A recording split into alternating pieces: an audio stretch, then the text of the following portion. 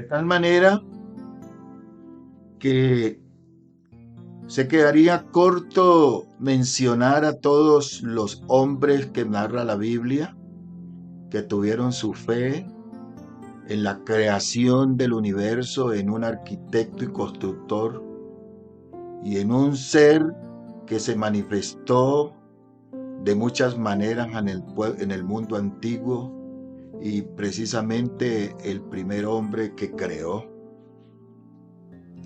La Biblia da lectura o narra de la manera que fue la creación.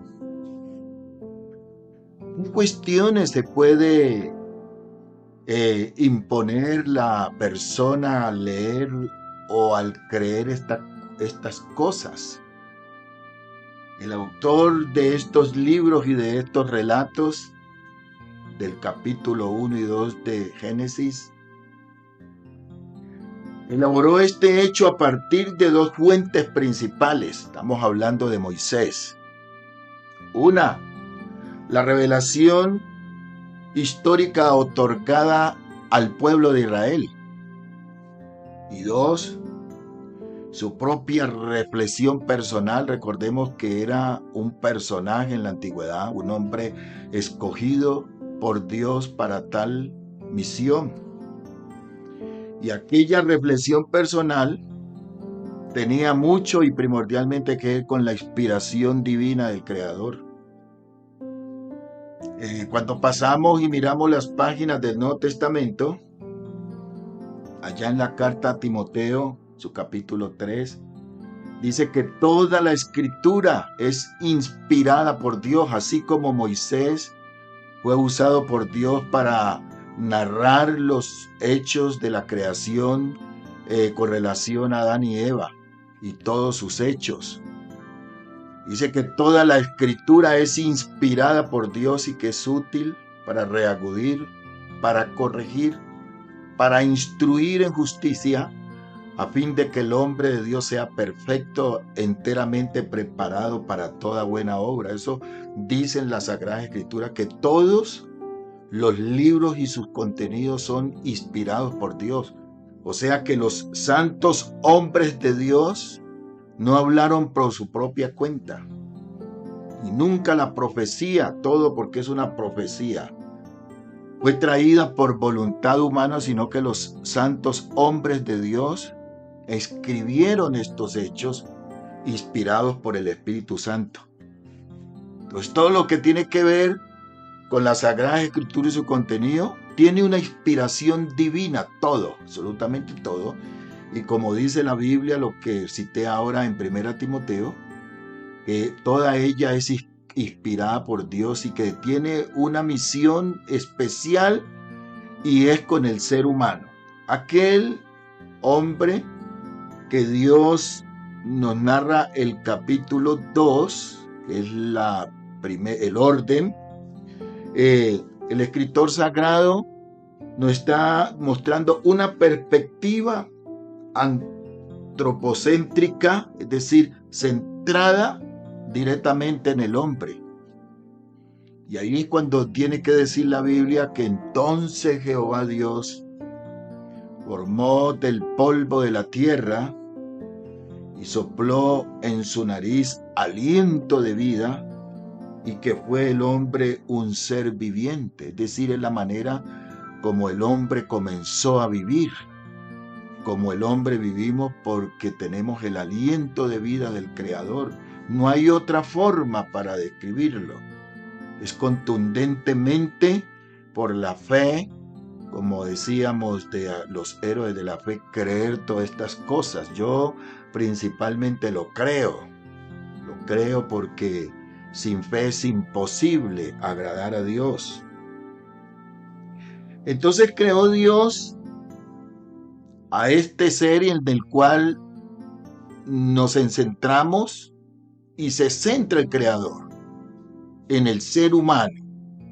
La expresión que en el principio creó Dios los cielos. Mire que está hablando el término general, pero luego determina la tierra. Y la tierra. ¿Por qué?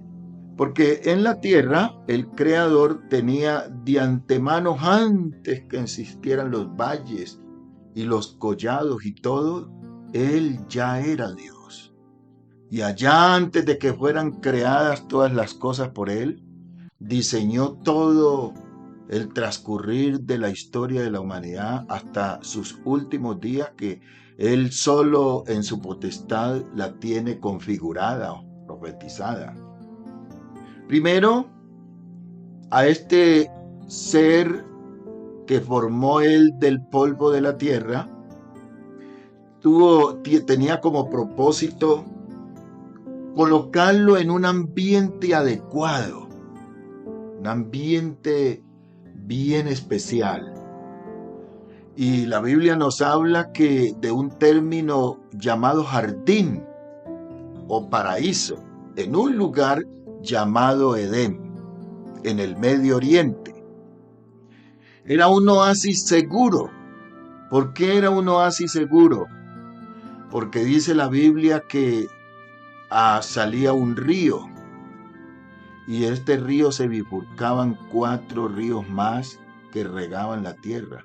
Porque antes de esto de que el hombre fuera colocado en ese lugar, la Biblia está diciendo contundentemente que un vapor, antes de que hubiera hombre, un vapor brotaba desde la faz de la tierra y mantenía el huerto, la tierra la tenía húmeda, fertilizada. Pero ya luego entonces nos habla de un río, y que este río luego se va a bifurcar en 4, que son el río el Pisón, el Gihón, el Éufrates y el Tigris, de los cuales hasta el día de hoy toda la humanidad conocemos que estos 2 ríos, Éufrates y Tigris, existen en el Medio Oriente. Ahora, el lugar tenía una flora muy espectacular juntamente con una fauna. Había toda clase de árboles frutales y de toda especie, como también habían animales, todos los animales que vemos hoy y de los cuales ya muchos no existen porque los hemos desaparecido el hombre de la faz de la tierra. Entonces tenía animales de toda especie. Eso yo lo creo porque sin fe es imposible agradar a Dios. Por lo tanto, este río, esta condición de este lugar donde Dios colocó al ser humano dándole el aliento de su vida. Dice un texto hablando de este río que se bifurcaba luego en 4 ramales, que fueron los nombres que mencioné anteriormente. Hay un salmo que dice, Salmo 46:4, dice que del río sus corrientes alegran la ciudad de Dios. Imagínense, esto tiene un significado grande. Permítame leerlo aquí en una versión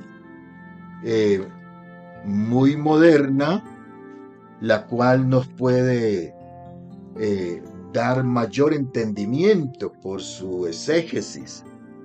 Entonces, Salmo 46 y el versículo 4 dice: un río alegra a los que viven en la ciudad de Dios, sus arroyos, es decir, esos 4 ríos, sus arroyos llenan de alegría el templo del Altísimo, del Dios Altísimo. O sea que para mí el jardín del huerto se constituía como un templo, porque ahí el Creador colocó al primer hombre, y del primer hombre formó la mujer también de él.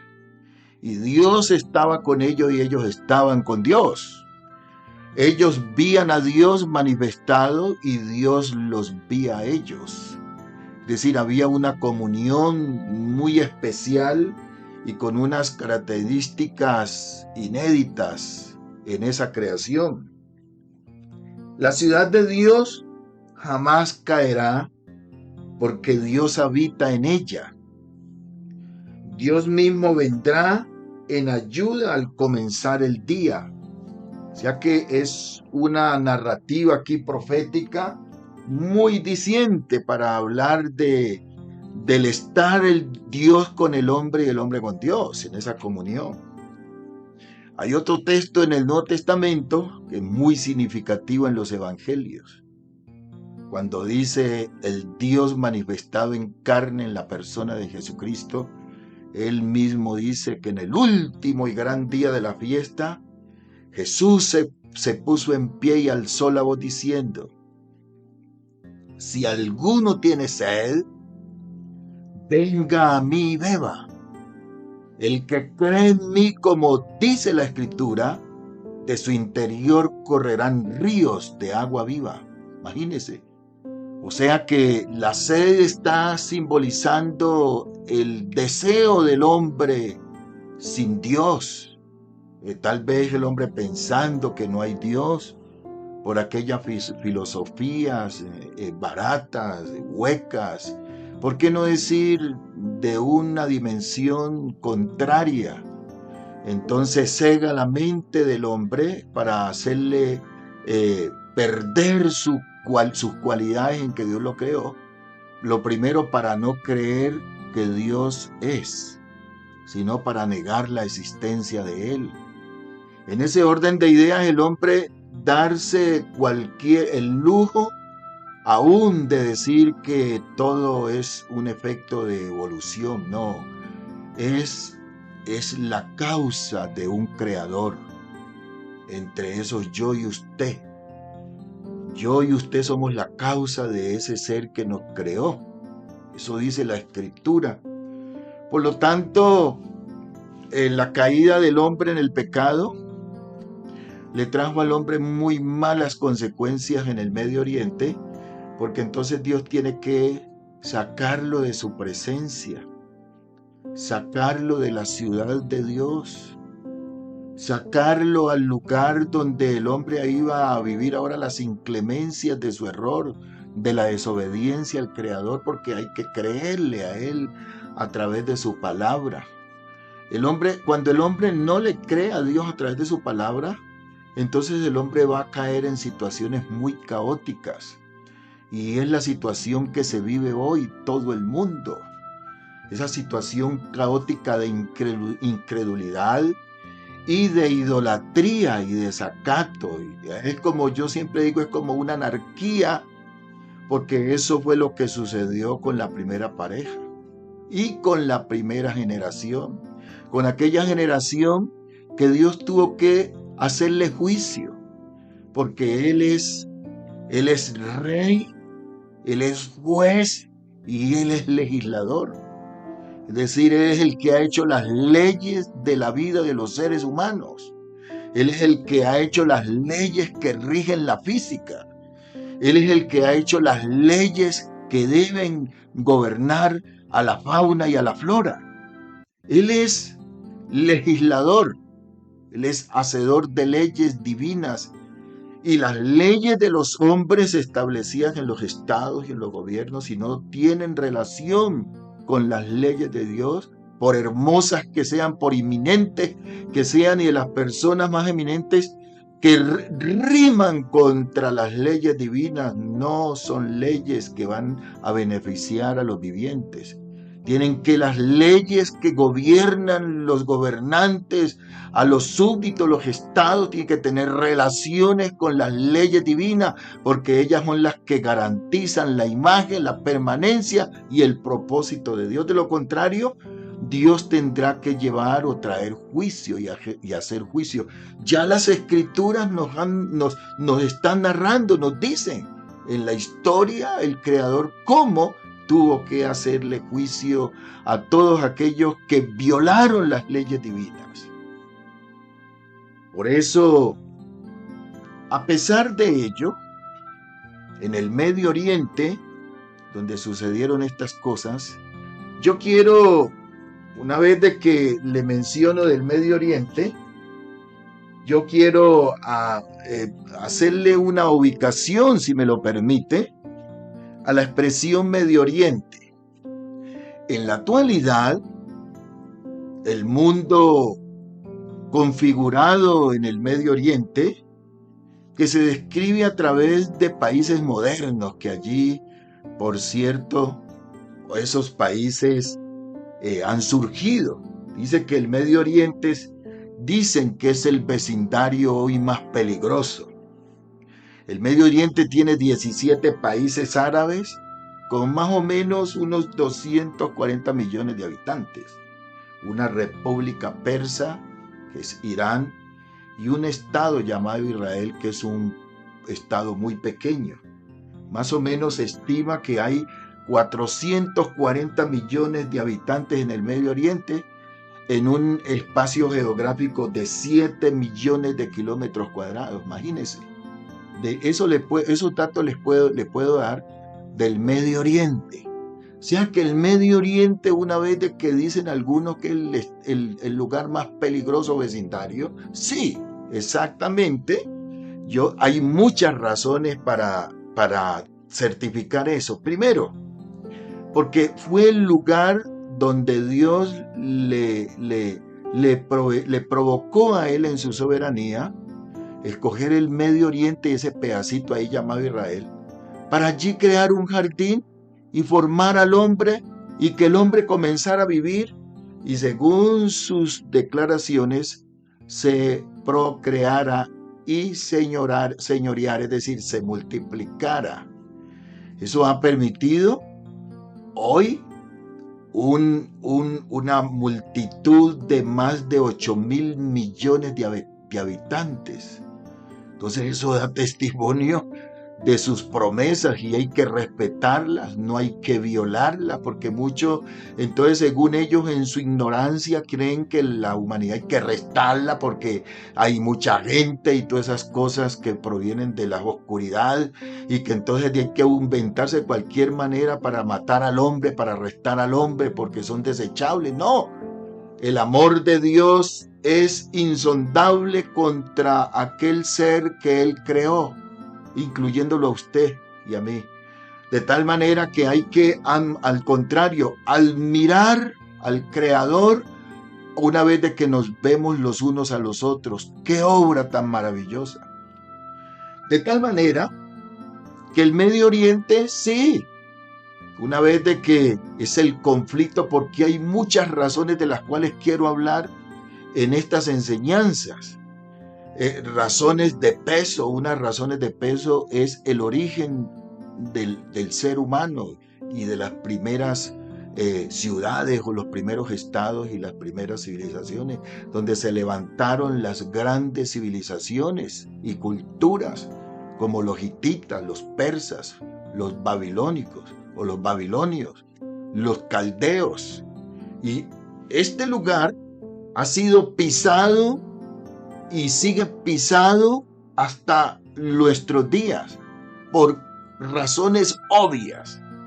Y cuando digo pisado, se ha pisado de diferentes maneras, se ha pisado de diferentes contrariedades, de pensamientos contrarios, porque solamente ha arrastrado la ambición de los hombres y el orgullo y el rechazo a las cosas de Dios. Entonces les ha llevado la mente el enemigo a cegarles el entendimiento y no tener fe ni creer en las cosas maravillosas que el Creador ha hecho. Hasta el día de hoy, a pesar de la inclemencia, sigue vigente la obra del Creador, sigue vigente, porque Él es Rey, Él es gobernante supremo, es Rey supremo, como dije, es juez para juzgar y hacer juicios, y también es legislador para decretar leyes en favor de la raza humana. Dios les bendiga.